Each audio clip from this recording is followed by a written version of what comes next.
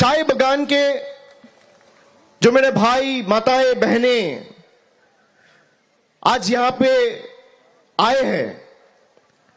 आप देखिए 10 साल पहले, अभी 2026 है, 2016 के चुनाव के पहले देश का प्रधानमंत्री आके आप सबको वादा करके गया था कि उनका सेंट्रल गवर्नमेंट डंकन से 7 चाय बगान टेक ओवर करेगा और उसको चलाएगा।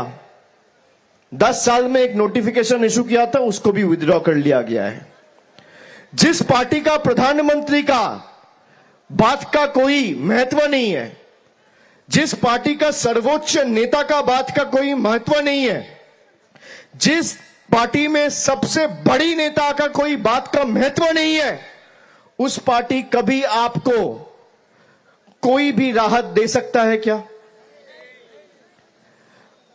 मुझे आने से पहले एक पत्रकार बोल रहा था कि अलीपुरद्वार और जलपाईगुड़ी के लोग बहुत भोले हैं। मैंने कहा क्यों? कह रहे नहीं, इतना दिन से तो बीजेपी को वोट दे रहा है, बीजेपी झूठ पे झूठ बोलता है और ये बीजेपी के बातों में आके बीजेपी को वोट दे देते हैं। मैंने कहा भाई जो भोला है, अगर वो अपने कठोरपन पे उतर जाए तो जिसका वोट लेके कोई मंत्री बना, 5 साल मंत्री रहा, उसके बाद सांसद बना, प्रधानमंत्री चुना गया, वो अगर अपने औकात पे आ जाए और अपने कठोरता दिखाने लग जाए तो 5 मिनट लगेगा अलीपुरद्वार को हरा होने में। इस बार मेरी आपसे विनती है, मैं 2022 में यहां पे 4 श्रमिक सम्मेलन जो हुआ था सितंबर के महीना में, जहां तक मुझे याद है 11 तारीख को हुआ था, 3 साल हो गए। मैंने कुछ वादा किया था, कुछ काम शुरू हुआ है, कुछ काम अभी भी बाकी है,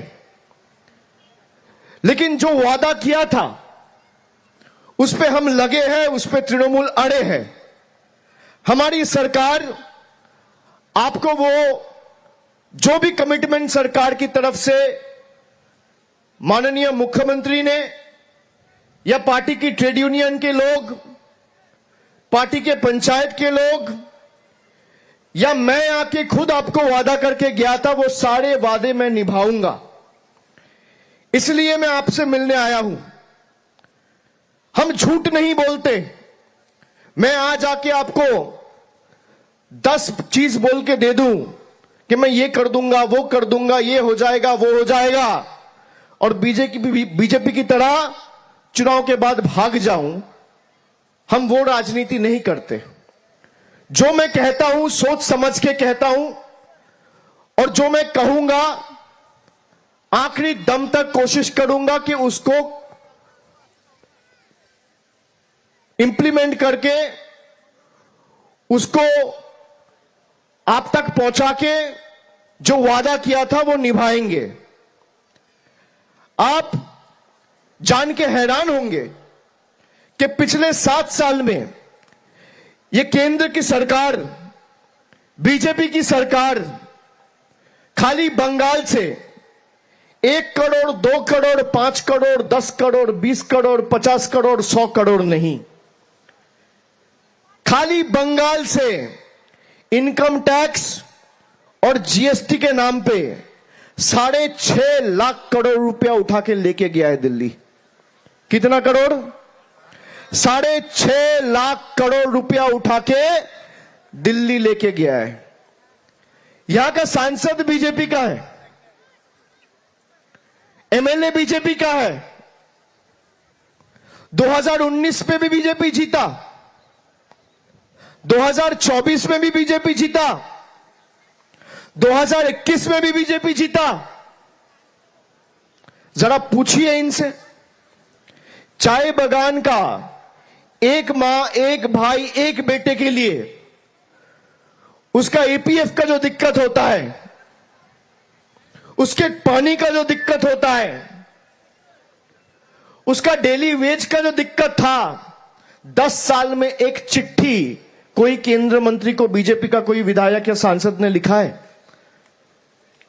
भाई उल्टा ये लोग आपका पैसा बंद करवाते हैं और इनके नेता खुलेआम बोलता है कि हम तो भाई टाइट करने का राजनीति करते हैं, हम पैसा बंद कर देंगे। भाई आपको क्या लगता है कि बीजेपी और देश का प्रधानमंत्री के सब मोहताज है? वो जब पैसा देंगे तब लोगों को जमीन का पट्टा मिलेगा, तब घर मिलेगा, तब काम मिलेगा, तब पानी मिलेगा। जो केंद्र के अधीन, केंद्र के जो पीएसयूज है उसके अधीन जो चाय बागान है, उसमें भी वो ईपीएफ जमा नहीं करते। करते कि नहीं करते? करते हैं। तो एक भी बीजेपी का विधायक सांसद कभी ये बात को पार्लियामेंट में, देश के संसद में उठाया है? नहीं उठाए।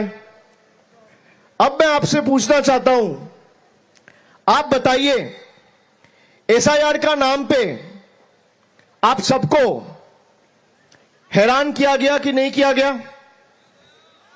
किया गया कि नहीं किया गया? 10 साल पहले नोटबंदी के नाम पे लाइन पे खड़ा करवा गया था कि नहीं करवा गया था? नोटबंदी के नाम पे लाइन पे खड़े हुए थे आप लोग सब? जरा हाथ उठा के बताइए, हाथ उठा के बताइए। अपने दिल पे हाथ रख के पूछिए, काला धन खत्म हुआ? हुआ? 10 साल पहले यही बीजेपी और मोदी की सरकार देश के 130 करोड़ जनता को लाइन पे कतार में खड़ा कर दिया। सब खड़ा हुआ नया भारत बनाने के लिए, नया सपना देख के, नया जोश, नया जज्बा, नया उमंग के साथ। 10 साल बाद आज जनता देख रही है कि काला धन और बढ़ गया। 10 साल बाद आज फिर से आपको अपना अधिकार, वोट का जो अधिकार है, उस अधिकार को रखने के लिए आपको लाइन में लगना पड़ रहा है। यह बीजेपी की सरकार है। पहले जनता चुनती थी कि सरकार में कौन बैठेगा, अब सरकार चुन रहे हैं वोटर कौन बनेगा।